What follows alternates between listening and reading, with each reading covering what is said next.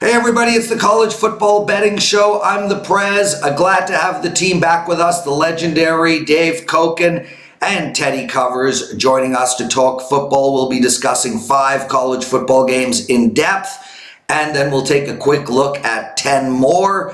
As well, I just want to make mention before I bring the guests on, check out the new show we tape every Monday. It's called Pros vs. Joe's Primetime Games. It's a very exciting show. Myself, Joe Ranieri and Rob Vino come up with 5 picks. Then we put it up in a contest form. You guys can make the same or different 5 picks to us for entering the contest. You get $10 in wager bucks. If you tie us, you get $25 in wager bucks. If you beat us, $50. And if you go 5-0, you get $100 in wager bucks. Also, it's a super fun show. We take apart the 5 big television games of the week, and it's a show where I can finally be myself. A shit ton of small talk, something I'm not going to be doing on these shows anymore. So go to Wager Talk TV, our YouTube channel, find Pros vs. Joe's. The link for the contest is right there. Please enter. And guys, I'm telling you, if you don't laugh 4 or 5 times during that show, something is wrong with you. Plus, of course, we give out some incredible information. I want to welcome in Dave Cokin and Teddy Covers. And Dave, we'll start with you. A nice college football weekend. You did lose your 5%er, but you won every other play. You are 16-6 to start college football. Congratulations, my friend. Yeah, it's been good. And 9-5 in the NFL as well. So I think that's 25-11 on all my Wager Talk plays. And I think that's pretty good. Amazing start, my friend. Teddy, you as well, dude. 60% in football this year. Just killing it in NFL for the last 3 years. Winning in college football, looking good as usual. Nice microphone, by the way. Thank you. Oh, that's a lot of talk. Shall we just get right into it, boys? Trying to give you the old subtle hint here, Prez. Sounds like people a good don't idea. want to hear us. Yeah, people don't want to hear us blather. They want to hear college football. Well, let's go. We're going to take apart 5 games today in depth, and then 10 more. Which we'll do very quickly. And let's start with the California game. California at home, -4 against Arizona. I mean, nobody expected this California team to start so well. They've moved up to 15 in the polls, but this team, the Bears, have been outgained. In many of their games, they were outgained by Washington, but won. They were outgained by North Texas and won. They were outgained by Ole Miss and won. Dave Cokin, I go to you first, my friend. What do you like in this one? You know, California's in uncharted territory here. They're now the team on top in the Pac-12. They haven't lost a game yet. And there's a couple of reasons. One of them is the much improved play of the quarterback, Gophers, who was considered, just kind of a guy taking snaps. And he has played really well for Cal so far this season. So we already knew they had a very good defense. And I think the coach is solid, Wilcox. But this is, as I said, uncharted territory because you're now looking at California laying a decent-sized number here. Now, the interesting thing is I actually power rate this game at Cal -6. So there's not real value on the Arizona State side. But I think I kind of lean toward Arizona State in this game because of the fact that California is now, for the first time in a long time, being expected to do well by the odds makers and being expected to do well by the betting market. And we've seen this so many times in the past when teams that are expected to do well, that aren't used to that role, not being able to flourish in that role. I don't think I want my money on California in this spot, even though they're playing better football than Arizona State and might indeed, in fact, are indeed, on my numbers, the better football team. But I like the situation more for the Sun Devils. Yeah, Teddy, I'm with Dave on this one. I think California, there's value fading them right now. You can't be outgained in most of your games and continue to win, and we just saw Arizona State with a huge upset win against Michigan State. Where are you going in this one? So I couldn't disagree with you more. So let's start that with the very first game we're going to talk about. You will make money in college football on the teams that have bad stats, but are good teams. So a team like Cal that is consistently getting a look at the yardage for Cal. They shouldn't have won that game. That's a way to beat college football, not a way to lose in college football, in my opinion, is I like the teams whose numbers don't necessarily reflect how good they are, because the betting markets will focus on those numbers, and that'll offer legitimate value to go against them. Now, there's one role that Arizona State's been really good in the Herm Edwards era. That's been on the road. They've yet to lose a road game by more than a touchdown. We saw them win at Michigan State. And then last week, the old slapper at home came in fat and happy against Colorado, ended up losing that game in OT. That's your wake-up call. So we have the one team fat and happy in the top 25 off a win that they probably didn't deserve. You know, the karma police are going to come against them this week. And the other team is hungry, and they've been good road dogs consistently in recent years. It's a one-way game for me. It'd be Arizona State or pass. Then we all three agree that it's Arizona State or pass. Ohio State -3 versus Baylor, and Baylor looks. Or Iowa State. Iowa State. Yeah, you said Ohio State. My sincere and humble apologies. Iowa State -3 versus Baylor, and Baylor looks good on paper, guys. But I mean, they've played. They've had one of the easiest schedules of any Power 5 team. Dave, I go to you first all the time because, well, you're the legend. Where are you going in this one? I don't know what to do with this game. Iowa State, I did like what they did last week, coming out of a tough game against Iowa. And they're not a big margin team, but they really took UL Monroe behind the woodshed and just put up a ton of points. So they're going to be confident going into this game. Baylor did not play well against Rice, particularly in the second half, which hurt me. It was the only college football loser that I had at Wage Talk last week. At 21-3 at the half, got shut out in the second half, and they were really unimpressive in the second half of that football game. And actually, I mean, there was never a real thought they were going to lose the game, but you just can't play like that. I think Rule was very unhappy with his team's performance coming out of that game. Expected more of the passing game, didn't get it. The offensive line was not good, took some bad penalties. Yeah. It was just a poor performance. I make Baylor -1 in this game. So, I've got I guess you could say, slight value on the Baylor side. I don't know that I can actually back it, but I will say this. I don't like going against my numbers. Actually, let me correct that. I've got Iowa State -1, not Baylor -1. So slight value to Baylor. Probably not going to play it. I just am not quite sure what to make of Baylor right now. I think they're a very good football team, but they really haven't shown it to date. Guys, just real quick before we go to Teddy, last week I got some people commenting that I keep leaning over to the left and it's disrespectful to my guests. The bottom line is my computer that I'm using for all of my analysis is on my left. I was using it on the computer that I taped the shows on, but we were having sound issues and I've closed all my browsers. So although I want to disrespect Teddy on a regular basis, I would never disrespect Dave Cokin. Teddy, what do you like in this one? I don't really like anything. I don't want the team that hasn't stepped up in class at all this season against a team that has, and the team that hasn't stepped up in class has to win, in order to cover the number, which is what we're looking at for Baylor this week. Stephen F. Austin, Texas San Antonio and Rice. So far, Iowa State's played a real team, and they've done well in that. So it's not a situation where I'm comfortable backing the home team when they haven't done anything yet.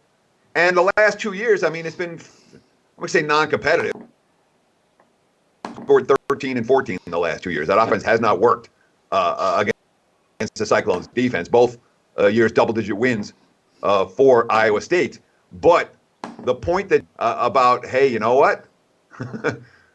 Here's a head coach who we like, whose team didn't play well last week, and they've lost to this opponent each of the last 2 years by double-digit margins. sort of feels like a spot for the home dog, and that means I'm not going to be laying any price with Iowa State on the road. He's Teddy Covers. You can find him at Sports Memo and WagerTalk.com. And, of course, the legend himself, Dave Cokin. You can find him and myself, the Prez, at WagerTalk.com. Gentlemen, we're going to take a real quick break, and we're going to get right back and talk Washington State and Utah. Hey everybody, it's the Prez. Really quickly, guys, we've got so many people absolutely rolling right now. Head over to wagertalk.com and check it out. We've got Brian Leonard on an 8-0 run, but I just want to talk to you. I want to single out three guys. Dave Cokin, 16-6 in college football, 9-5 in NFL. Marco D'Angelo, 16-4 football run, and Teddy Covers 60% in football, both college and NFL on the season. Their plays for the next 7 days are $99. You could have them for $79. If you watch the scroll throughout the show, you will see the promo codes. For Teddy, it is TC79. For Marco, it is Marco79. And for Dave Cokin, it is Cokin79. Guys, we got to talk about the Washington State Utah game, but before that, just some quick business to get taken care of. The NFL presidential address. We tape it tomorrow. The show has been completely revamped. Kelly Stewart is no longer on that show. Yes, it's gut-wrenching to me, as it is to you guys. A lot of you comment that you only watch the show for Kelly, and I respect that. But bet on it, but with Marco, VR, and Kelly has really taken off. It's the #1 watched handicapping show on YouTube. And Kelly is super busy and really could only do one show. It's better for Wager Talk if she does that show, as she's with VR, Gianni the Greek, and Marco in studio. So as a result, the NFL presidential address will be myself and Ralph Michaels. That'll happen every week. We tape tomorrow, so make sure to check back on that. Dave, Utah is -5.5 versus Washington State, and Utah just came off a tough and surprising loss last week. Where are we going on this one, my friend? I don't know. It wasn't that surprising, because nothing in the Pac-12 should be a surprise. This is a very closely packed conference. Maybe Utah's a little better than most of the rest, or Washington. I guess you could make a case those are the two best teams, but it's by scant margins. So outside of the very bottom of the league, which would be Oregon State, knocking off the top of the league, I don't think there's anything in this league that qualifies as a real upset. What does qualify as an upset is when a team that's up by 32 points in the third quarter loses the football game. And Washington State did that last Saturday in one of the most insane college games I've ever watched against UCLA. It was absolutely incredible. Wazoo could not hold on to the football. I argue this is the one thing in the Mike Leach era, wherever he's been, that occasionally rears its head, is that they play this style of football, and that's the way they play, and that's the way they're going to play. And every once in a while, they'll have a game like they had last week where it's the game is over. It's done. But Washington State keeps playing the same way, and it backfires. I actually like the strategy that he utilizes, but because he'll blow less leads than most teams who go into a shell with the lead, and that's when trouble begins. But last week, Leach's style got the best of him. Draining game. I don't know how they respond coming out of that. They're going into Utah, which actually, they lost that game at USC. That was not some kind of a fluke score. USC was the better football team in that game, and I think they were actually better by more of a margin than the final score indicated, which tells you how good USC can be at times. I made the number in this game, Utah -3.5. I don't like Utah going against Utah off a loss, and I don't know what Washington State's mindset will be, although I think Leach will probably have them ready. So I guess my value meter says Wazoo, but the situation to me does favor Utah, so I'm going to end up passing this game. Teddy Covers. I mean, so Wazoo beat him straight up as a dog last year. They beat him straight up as a dog the year before. It's a Utah team that may not have Zach Moss this week. I mean, Zach Moss' injury early in the USC game was a big part of why USC was the better team in that contest, because it took Utah out of their whole game plan. They couldn't control the clock and grind out yards in the ground. Don't know if Moss is going to play, and without him, the running game is not as good. He's one impact running back for the Utes. We saw a weakness for Utah last week, a legitimate weakness, and that's their quarterbacks can't guard the bigger receivers. And that's the other reason that USC was able to win the game as easy as they were. The passing game works. Well, it's not like Washington State sitting there with a bunch of 5'8" wideouts. That same weakness is exploitable again this week. And again, I stayed up late watching that game. I know you did, Cokin. It was as bizarre a game as you'll see. There's 6 turnovers. The Washington State quarterback had 9 touchdown passes, and they had 6 turnovers, and the turnovers were a huge part of that process. But that doesn't make Wazoo a bad team. I'm surprised as it is, and I'm surprised it's holding as high as it is. I think Washington State's the clear choice here. He's Teddy Covers. You can find him at sportsmemo.com and wagertalk.com. Guys, I find this game interesting. Virginia on the road playing at Notre Dame. Virginia is 4-0 on the season, and they've put up points, man. I mean, 28-31, 52-30. Notre Dame held in great against Georgia last week. They were a plus 14 dog. They kept that game really close, lost it by 6 points. Dave, how much better is this Notre Dame team than Virginia? They're now minus 11.5. Oh, they're 2 touchdowns better than Virginia.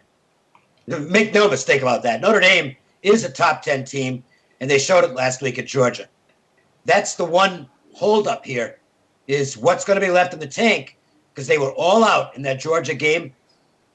They are now basically in a situation where they're playing for something other than the playoffs at this point. I mean, it's still possible that they could run the table and get in with 1 loss, but it's going to be very difficult, because one of the losses, or the loss, I should say, is probably also be in the playoff hunt. And that head-to-head is really going to be a problem for the Irish to overcome when the playoff selection committee makes its choices. So, Brian Kelly's got his work cut out for him this week, getting his team ready mentally. But, and this is where, when you can look at this stuff and say, well, all right, I know this. And you can make judgments off that. But then you have to look at the line. And when you do, you see that the odds makers have factored that into the number, because Virginia, again, Notre Dame should be realistically, if you're power rating this game, Notre Dame's 14. You're not getting 14. So the situation favors Virginia. I think it's a big proving ground game for the Cavaliers. I like the situation for Virginia much better than I do for Notre Dame, but I'm not getting the number I'm supposed to. And that basically is, for me, goodbye, move on to the next game where I can find the value I want in a good situation. And there are plenty of games like that this week. If I had to bet the game, I guess I'd take Virginia because I like the situation enough, but I don't like it enough to actually bet it. Guys, Teddy, before we talk about your thoughts on this Notre Dame game, some of the comments up at YouTube, and we really appreciate the comments, guys, good or bad. They want definitive opinions. Well, but here's the problem. I'm 16-6 in college football. There's been, how many games have there been so far in college football? If I have a definitive opinion, I bet it. If I don't have a definitive opinion, I'm not going to pretend that I do. Okay? If you're a sports bettor and you want to win money, you don't just bet opinions. You bet definitive opinions. And it's my opinion, and this is a definitive opinion, that you can't play every game on the board. So I'm not going to bullshit and say, I like this side when I don't. That to me is the essence of handicapping, is finding. It's not about betting on games. It's finding reasons to get off games. And that leaves you with the best games that are out there. And those are the ones you bet. Fair enough, Dave. Although with that said, one could argue you send in the games you want to talk about. So start sending in games you have a little bit more information, more definitive. Okay, I'll give you 2 reasons I'm not going to do that. Number one is most of the games I play are garbage. Okay, I play some of the least impactful games in the schedule. Secondly is I'm in the pick selling business. You want my plays? Buy them. All right. I'll give you opinions on these games and information that you can hopefully use. And occasionally there'll be a game that I like enough among these big games to say, yes, I'm playing this. But I sell picks. Okay. And we don't sell them very expensively at Wager Talk. So, you want everything for nothing. It ain't going to be from me, folks. I don't bullshit people. Okay. I don't bullshit people. Fair enough, my friend. Teddy, what do you like in this Notre Dame game? I like Virginia. Plus, you can't lay with Notre Dame in this spot. And Cokin, Cokin's analysis on that game was as good as Cokin's analysis on every game, which is spot on. But now his power rate number, however, his power rate number and my power rate number were different on this game because I came out with a number that was much closer to the market number on this contest. So maybe I've got Virginia a notch or two higher than Dave does in his power ratings. But when I look at Virginia stepping up in class over the last couple of years, man, there's not a whole lot of prettiness there. My initial lean is Cavs plus, Cavs plus, Cavs plus. And we look at all the teams they've lost to by double digits. Last year they lost by double digits to Pitt and NC State. The year before there was 5 or 6 of them by double digits. So it's a little bit of concern for me if this Virginia program is at the level that they can go into South Bend and compete for 60 minutes. I wouldn't be surprised if they do. And again, free bet, no doubt I'm on Virginia in this spot. I'm not convinced I get to the window. Lean that way. We'll see how the line moves over the course of the week. If I'm catching another point or two, if we get moving towards Dave's 14 number, I'll probably be a little bit more interested in the Virginia side than I am right now. I don't think the number's going to go that way. I don't think so either. I actually think this could end up 10. Dave, New Zealand is playing Fiji in the World Cup of Rugby. I don't think you care. I got notes over here on this. I got a comment up on one of the YouTube shows we do saying, Prez, why aren't you talking rugby? The World Cup has started. I'm like, I love rugby. I just can't find a guest to talk it. So if anybody knows somebody who can talk rugby, hey, I'll do a rugby show. Washington, -10 against USC. There's a few 9.5s on the board, and both teams are 3-1. They've also both played one common opponent. USC went into Brigham Young, lost 30-27. Washington did the same thing and won 45-19. Washington's definitely a better team here, Dave. That's my opinion. Is -10 too much, or are we all over that Washington team? Yeah, here's the thing. It's not Washington. It's USC. They are almost impossible to figure out because their personnel is really good. Okay, even though they're down to a number 3 quarterback. I mean, Matt Fink, the starter gets hurt, then his backup gets hurt, and they end up with Matt Fink in the game last week. But it shows you that they've got 3 quarterbacks in that roster who are all very talented. And I mean, Fink was impressive against Utah, and their size at wide receiver is impressive. There isn't a team in the conference. There aren't too many teams in college football that can defend those guys. And you keep on having to ask yourself the question, why isn't USC better than they've been in the Clay Helton regime? And it's because of Clay Helton. He's not a very good football coach. They did play well last week. I think you got a max performance out of USC where they didn't shoot themselves in the foot on a regular basis. That almost never happens 2 weeks in a row with this program. I don't trust them on the road here. It's a pretty big number. The odds makers did a good job of making it tough to take Washington in this game. But, I mean, it's Huskies first for me. It's the only side I can consider. I'm with you there. Teddy? I mean, Washington's got, 2 wins over USC the last 10 years, and they both came by a field goal or less. So it's not like there's a whole lot of history here. The Huskies dominating this USC squad and winning by double digits.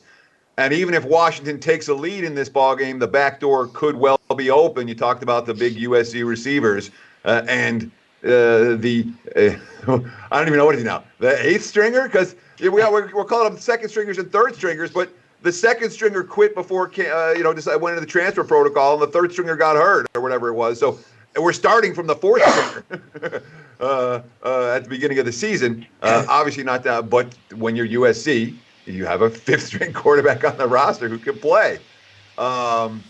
it's certainly a situation for Washington right now where you wonder if the price is right.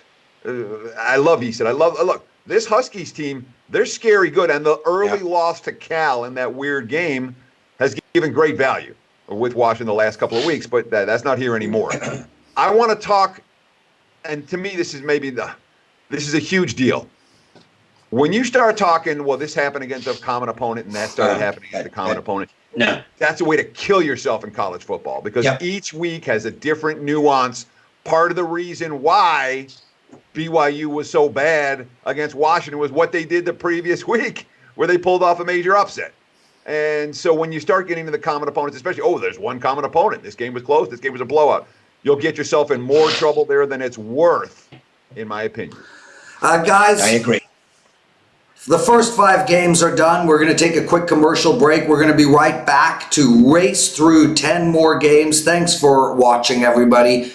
Make sure to comment and post. Make sure to like this show. Last week, we almost had 20,000 viewers. I'd like to get to that number this week. Quick commercial break, and we're right back. Hey everybody, really quick, just want to make mention again, as we did at the top of the show, head over to Wager Talk TV on YouTube. Look for my new show called Pros vs. Joes. Me, Rob Vino, and Joe Ranieri pick 5 primetime picks. We have a form up that you can pick those same 5 games against us. If you enter the contest, it's $10 in wager bucks, free just for entering. $25 in wager bucks if you tie us, $50 if you beat us, and $100 if you go 5-0. The form to make your picks are in the comments section of that show. It's called Pros vs. Joes. It's also my favorite show to do because it's a show that's just fun. People complain that I make too much small talk in these college football and NFL shows, so I'm saving all my small talk for that show.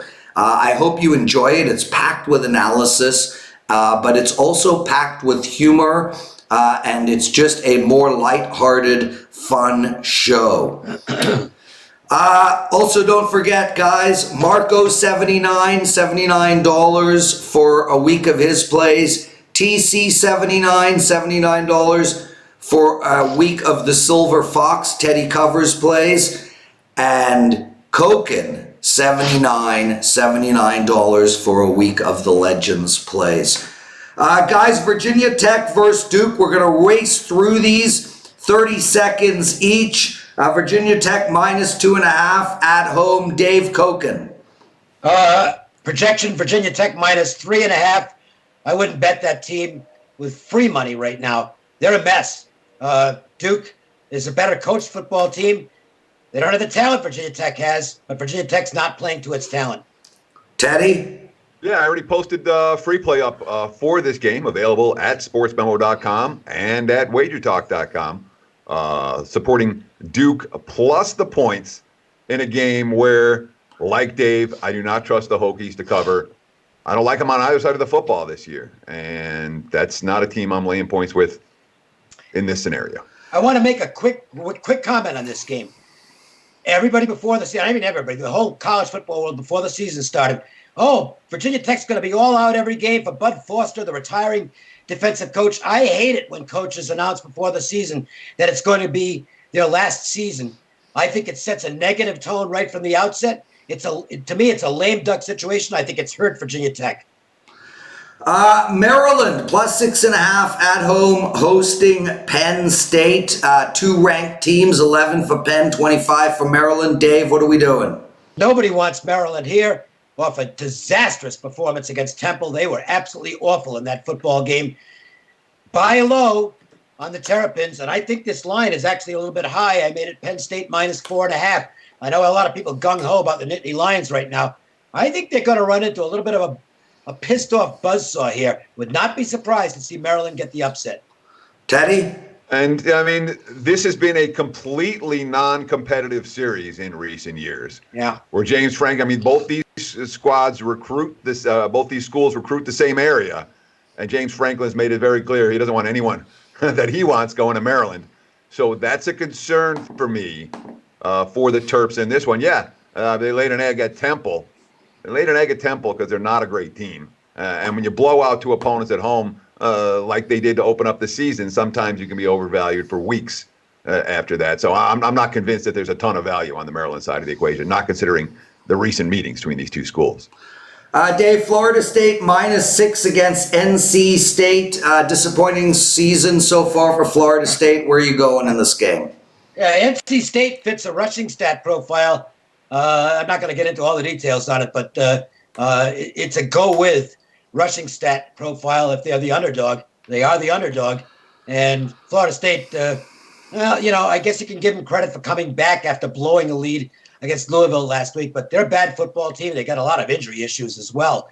It's a pretty good spot for NC State. And here, you want to play? This is almost certain. I haven't posted it yet, but this is almost certainly going to be on my card, NC State plus the points.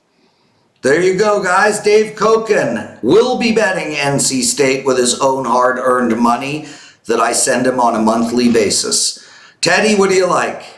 And that's the way to do it, by the way, Dave. So we go through the games. We're going to go through marquee games. We're not going to talk about the little ones, but necessarily, unless there's an impactful little game. But of the 15 games we go through every week, Dave's going to have a couple of strong opinions. I'm going to have a couple of strong opinions, and that's the way the show's going to go.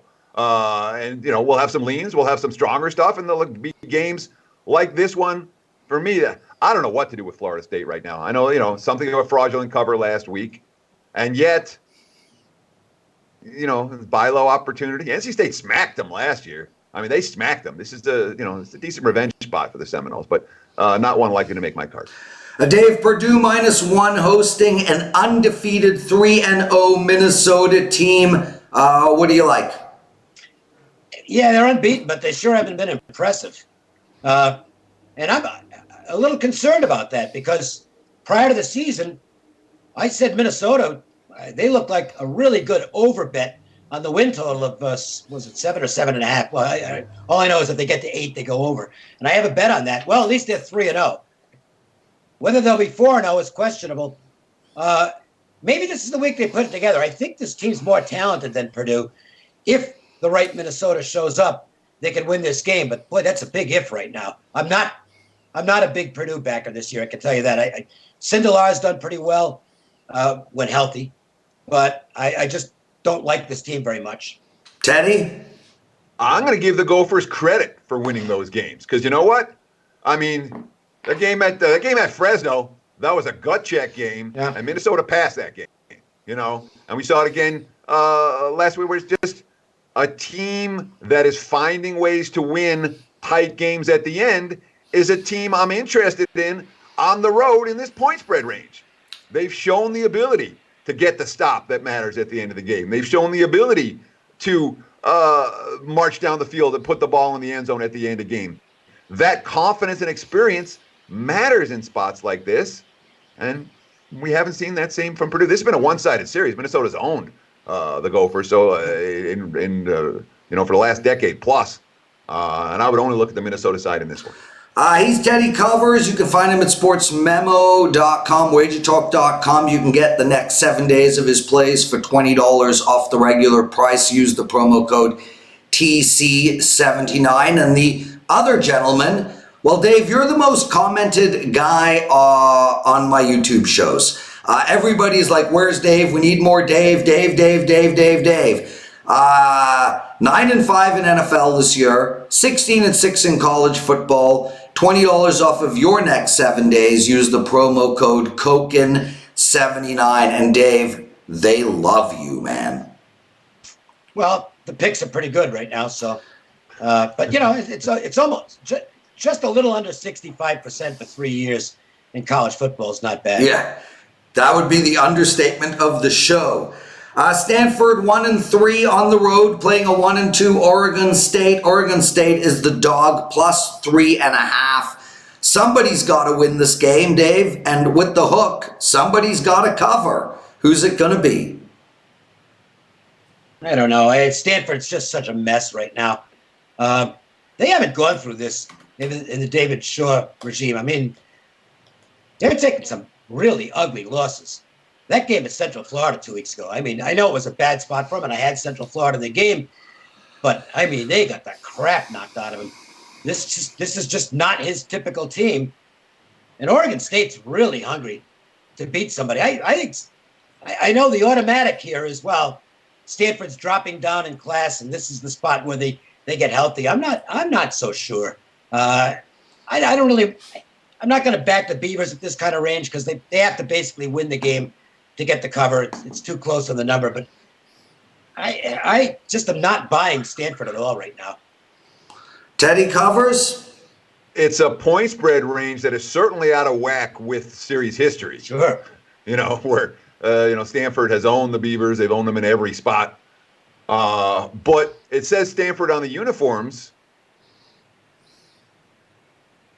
It doesn't stay Stanford right now. This isn't anything close to the Stanford teams the better Stanford teams that we've seen in the Shaw era. And the injuries are a big part of that. Oh, they sure are. Their linebacking core is decimated. Their offensive line is decimated. Their receiving core isn't healthy. I mean, we can go on and on with the injuries that Stanford has, but this isn't my gut reaction was, oh my God, Stanford's only 3 at Oregon State. And I fired in a bet on Stanford at the opener. And then now I'm like, yeah, maybe we'll buy it back. I don't know that Stanford is a team I want my money on in a road chalk situation here. So I bet it because I saw the line moving, and I'm not convinced I'm going to hold it.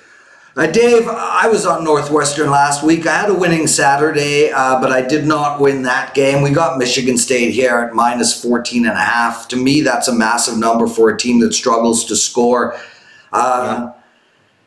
I don't know what to do in this game. I mean, I cannot lay that type of number on a team that just can't move the ball. No, neither can I. And, I learned the lesson. You never get too old to learn lessons. And I was reminded 2 weeks ago when I lost Michigan State minus the points to Arizona State, lost the game outright, that Michigan State just is so conservative offensively. You cannot trust them laying double digits. And they bit me a couple weeks ago, and they ain't going to bite me again. On paper, Michigan State owns this game. They really shouldn't have much problem with Indiana. They match up well with Indiana, a team that likes to run the football, and you can't run on Michigan State. So all these things say, well, Michigan State should handle this team, and maybe they will. But I'm not laying double digits with this team. Teddy? Yeah, Sparty's got a trip to Ohio State next week as well. Yeah, that too. That could be something of a look ahead in this game. All that being said, the only way I'm going to play this game is on the Michigan State side because, as you mentioned, I don't know how Indiana moves the ball here. You're going to have Ramsey's going to be trying to chuck it around because they're not going to be able to run the football, and that's not what I want from Indiana if I'm going to back them in any game. And the jury's all out. Oh, the Spartans can't score. And they ran into a really good Arizona State defense and had a bad game where everything went wrong. Other than that, they've scored. The Tulsa game wasn't necessarily pretty, but Tulsa's defense is better than expected. Sparty the technicals are terrible for Sparty. They've been awful as big home chalk. Double-digit favorites. They've not been covering games like this. Free bet, I take Michigan State minus. There is market disrespect against them. Kansas State at Oklahoma State. I had a 5-unit play last week on Oklahoma State. They did get me the cover, but man, I thought there was some really bad coaching at the end of that game by Mr. Mullet. I thought they should have won that game. I don't know how Kansas State's going to keep this team down, Dave. It's -5 for Oak State. That's where I'm going. Well, Kansas State has moved into the top 25, which to me doesn't mean anything. Because the polls to me are completely useless. But it means a lot to the team. And we've seen this so many times in the past where a team that wasn't heralded moves into the rankings and they get a little bit satisfied with themselves. And that worries me about Kansas State in this spot. But the flip side of it is I've got the game closer in my power ratings and projections than the odds makers do. I've got Oklahoma State -3 in the game. So I don't like this spot for Kansas State, but I'm not laying points into them right now. And that was a tough loss for the Cowboys last week. I think they thought that was a game they could have and should have won, and sometimes teams don't react well to that. Teddy? And Kansas State went into the top 25 coming off a bye week. They didn't have a big win that pushed them into the top 25. They were on a bye last week and prepping for Oklahoma State, and other teams lost, which pushed them into the top 25. That's a big difference, in my opinion, than having a big win, getting the top 25, and now you got to go on the highway and defend that. I don't like Oklahoma State, all right? Texas was better than they were last week, and Okie State was lucky to come through the back door to cover that game. Their defense isn't getting stops. Their offense isn't as good as it's been in recent years. They had a fraudulent cover against Tulsa that they didn't deserve in that game. They were trying to run out the clock. They were trailed at halftime of that game. They were trying to run out the clock, and the dude punched in a touchdown. They had another fraudulent cover the week after. It's a clear choice for me. I want the dog in this game. And that's something that's already in my pocket. Dave, speaking about a dog, Auburn went into A&M last week as a dog, got the win. This team is 4-0 and hungry for more. They're minus 11 at home facing Mississippi State, who are 3-1 on the year. That's a big number for this Auburn team. Where are you going? I said a few times throughout the conversations we've had going back to the preseason that Auburn might have the best offensive and defensive line combo in the country. I mean, they are really loaded in the trenches, and it's showing. I mean, they are dominating teams up front. They're in a dangerous spot here because that's a very satisfying win they had last week. But, boy, this team's an express right now that I am not going to want to get in the way of. And I don't know that Mississippi State can stay with them for 60 minutes. Mississippi State's a good program, and that's an awful lot of points to be laying. Probably enough to keep it off my card, but Auburn is definitely a no fade for me right now. This team is on a roll. Teddy? All that being said is that from a spot standpoint, I'm not laying doubles with Auburn here. And Mississippi State found a quarterback last week, and that stood out to me, certainly, where, they were going with Stevens, he is what he is. Now, Moorhead's got his guy in there now, and Moorhead's offense unique with the run-pass options, and now he's got someone to run that offense. You certainly worry about the matchup in the trenches for the dog here. And that concerns me with the young QB in this type of spot against this type of foe. I don't think I get to the window with the dog here, but I know I ain't laying with the favorite. Well, Nebraska's back on primetime TV. They pulled the upset this week, and, well, they might be back. Very unlikely. Plus 17.5 at home against Ohio State. And as Teddy mentioned, Ohio State's got a big game next week. I think we're going to get an incredible effort out of Nebraska this Saturday. Dave, I just don't know if it's going to be enough to cover. Here's the problem. They are a remarkably inefficient football team. They should have beaten Illinois by a lot last week if you look at the yardage. They were lucky to win the football game. They move the ball up and down the field, but they just do bad things. Scott Frost has not been able to correct these mistakes yet. And if you make those mistakes against Ohio State, you're going to get the crap knocked out of you at some point. I have the Buckeyes minus 16, so I think the line's completely justified in this game. And I really don't want any part of Nebraska after I've watched all their games this year. And they've had one really good half of football, and that was against Northern Illinois. They're more hype than substance. Teddy? And the markets are saying that pretty clearly right now. Yeah. With the Ohio State money. Nebraska was a team that came into the season with a bunch of hype. But, this is I know this. I can't lay with Ohio State right now. When you have a team that's a top 5 team that has done nothing but annihilate everybody for the first month of the season, those aren't teams you're going to find value with moving forward. That being said, is this a team I'm excited about stepping in front of in this point spread range against a underachieving Huskers squad? Not necessarily, but it is worth noting, Nebraska has been trying to cover as chalk. They haven't been good as chalk.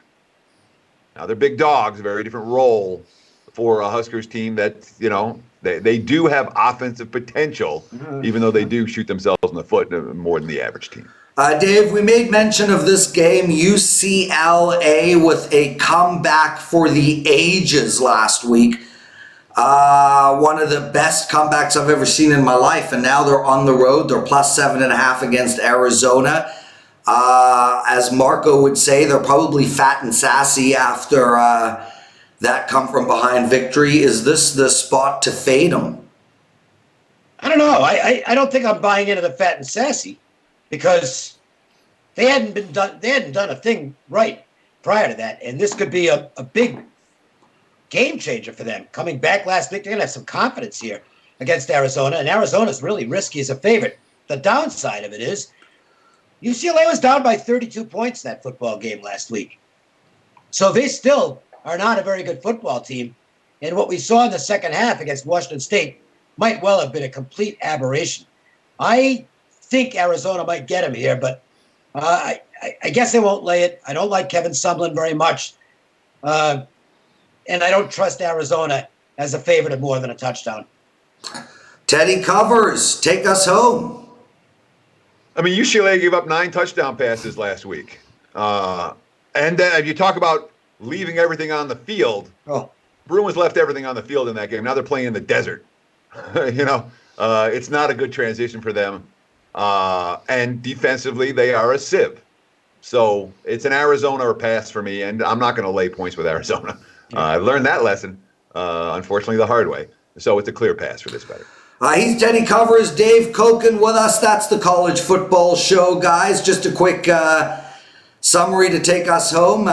Teddy, Dave, thanks for joining us. We'll see you next Tuesday. And everybody, don't forget, big promos on Marco, Teddy, and Dave Cokin. 7 days of Teddy for $79, TC $79. 7 days of Dave Cokin for $79, Cokin $79. And $79 for 7 days of Marco, who's on a 16-4 football run. Marco, $79. Make sure to check out the NFL Presidential Address tomorrow. It's myself and Ralph Michaels. We'll take apart every game on the board.